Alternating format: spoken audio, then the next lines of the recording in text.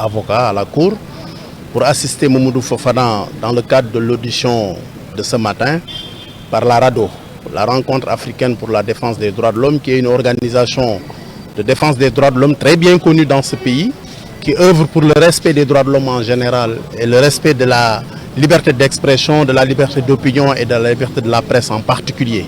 Et aujourd'hui, il s'agit d'une audition qui est faite à l'endroit d'une personne qui œuvre dans le cadre de la liberté de la presse, de la liberté d'opinion, Mamadou Fofana. Donc c'est dans ce cadre que j'ai été constitué. Bon, l'enquête s'est bien déroulée dans l'ensemble. Les enquêteurs lui ont posé plusieurs questions auxquelles il a répondu, et il a répondu de la façon la plus exacte. Et à l'issue donc de l'audition, bien entendu, comme nous le savons et comme la procédure pénale le prévoit, nous sommes en attente de la décision finale du procureur de la République. Parce que les officiers de police judiciaire, après avoir bouclé une enquête, une audition, ils rendent compte au procureur qui est leur supérieur hiérarchique dans le cadre de la police judiciaire. Et c'est la décision du procureur de la République qui sera peut-être prise incessamment. C'est à l'issue de cette décision que nous saurons en fait le sort de M. Mamadou Fofana. Mais nous sommes optimistes parce que de façon globale, sans entrer dans les détails de l'enquête, comme je l'ai dit tout à l'heure, M. Fofana a répondu avec précision à toutes les questions qui lui ont été posées dans le cadre de cette audition. Y a-t-il des charges retenues actuellement? Bon, d'après nous, ce qu'on a entendu depuis ce matin, il n'y a aucune charge. Aucune charge. C'est en fait, on a parlé de vidéos virales. On a parlé de démentis. On a parlé également de commentaires. Donc ça tourne autour de ces aspects-là.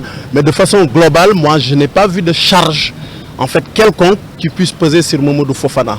Mais comme on est dans le cadre d'une enquête et que, comme je vous l'ai dit, la décision finale revient à M. le procureur de la République, nous sommes en attente donc de cette décision du procureur de la République. Mais nous restons optimistes par rapport au sort de M. Fofana. La plainte vise la diffamation.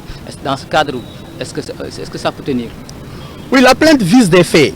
Mais est-ce que ces faits sont des faits constitutifs de diffamation? En tout cas, nous, ce qu'on a entendu ce matin ne nous renvoie pas à la diffamation telle qu'elle est prévue par la loi. Maintenant, comme je vous l'ai dit, nous sommes des avocats. C'est le procureur de la République qui est le maître des poursuites.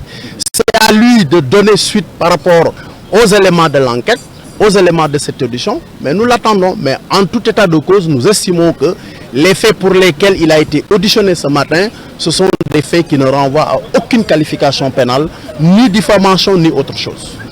Depuis un certain moment, la presse et des journalistes et des chroniqueurs sont confrontés à ce genre de situation. Est-ce pas une judiciarisation de l'espace médiatique et une régression de la démocratie? Mais je pense qu'aujourd'hui quand même, nous devons être beaucoup plus attentifs par rapport à la liberté de la presse, la liberté d'expression et la liberté d'opinion. Parce que ce sont des libertés fondamentales. Ce sont des libertés constitutionnelles. Et le Sénégal a ratifié pratiquement l'ensemble des conventions qui prévoient le respect de ces libertés-là. Et depuis un certain temps, effectivement, il faut le dire, ces libertés quand même connaissent des difficultés dans le cadre de leur exercice.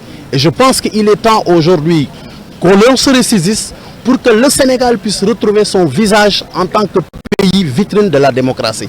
Et le premier baromètre pour mesurer une démocratie très bien ancrée dans un pays, c'est la liberté de la presse, c'est la liberté d'opinion et c'est la liberté d'expression. Et j'avoue qu'aujourd'hui, ces libertés quand même connaissent des restrictions dans l'espace médiatique. Ñu tënk ko ci olof ah. Maître ñu bàyyi la rek nga présenté wu. Waaw, Maître Pape Sène, avocat à la cour. Alors tey kii di suñu naataango Pape Mamadou Fofana ñu ngi ko doon déglu depuis pratiquement 10 heures lu ñu mën a tënk rek ci audition bi. Waaw, d'abord dama bëggoon rek fësal ne que man organisation de défense des droits de l'homme bu ñuy wax RADDHO moo ma constitué pour ma ñëw assister en tant que avocat Mamadou Fofana parce que umpalewu leen ne man it dama nekkoon ci wàllu àq ak yelleef doomu aadama RADDHO la tudd RADDHO moom rencontre africaine pour la défense des droits de l'homme organisation bu ñëpp xam la ci Sénégal ak ci àdduna bi ci ni muy xeexe àq ak yelleef doomu aadama rawatina nag ni muy xeexee pour ñu jëmmal respecter li nga xam ne mooy liberté de la presse liberté d'expression ak liberté d'opinion ci loolu lañ ma constitué léegi nag bu fekkee dañu ñëw ci li nga xam ne mooy audition bi ñu doon def Mamadou Fofana defe naa ne audition bi def nañ ko ci anam yi mu ware vraiment ci anam yu mucc lañ ko def pare nañu comme ni nga xam ne noonu la ko suñu yoon tënkee également ay officier de police judiciaire suñu defee seen enquête ba pare dañuy jébbal nag résultat enquête bi procureur de la république moom la yoon may sañ-sañ mu joxe suite par rapport donc aux éléments de l'enquête looloo tax fi mu nekk nii ñuy xaar donc mu ngi nekk à la disposition des enquêteurs amul mesure de garde à vue amul benn mesure dafay xaar procureur de la république wax ñu après moom li nga xam ne def nañ audition ba pare fan la bëgg a jëm ak mbir yi. alors ci enquête bi ba tey lan ñu mën a jàpp rek ci ay li nga xamante ne ci ay daal ay li ñu ko mën a toppee ci kaw ndoddam moom.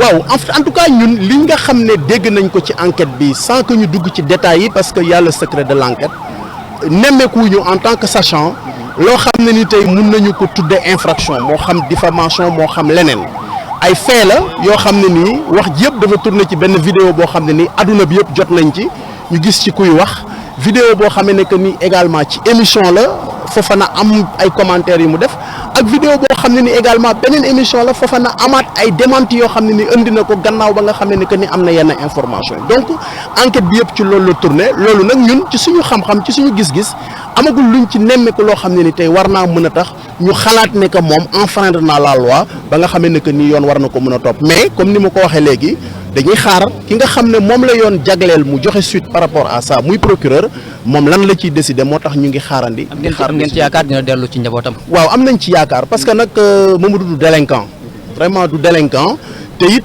intention am amul benn intention pour faire mal à qui que ce soit ci liggéeyam la nekkoon di liggéey ci liggéeyam la def commentaire ci liggéeyam la def également démenti donc ñun am nañu yaakaar ne daal bu fekkee procureur jot na ci dossier bi ba càmbar ko danañ ko bàyyi mu ñibbi reprendre liggéeyam comme ça ñu xam ne que nag liberté de la presse ak liberté d'expression ay liberté fondamentale lañu. Espace médiatique. waaw loolu moom man en tant que avocat ak défenseur des droits de l'homme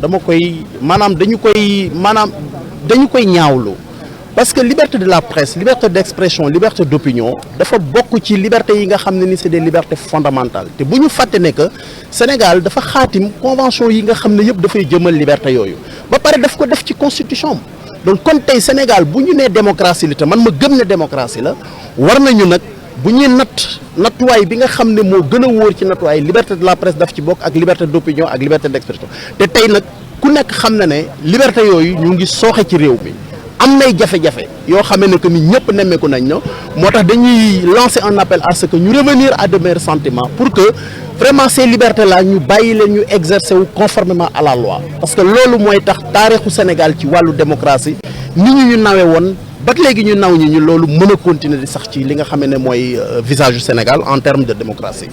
jërëjëf maître ñu ngi lay jaajëfal bu baax.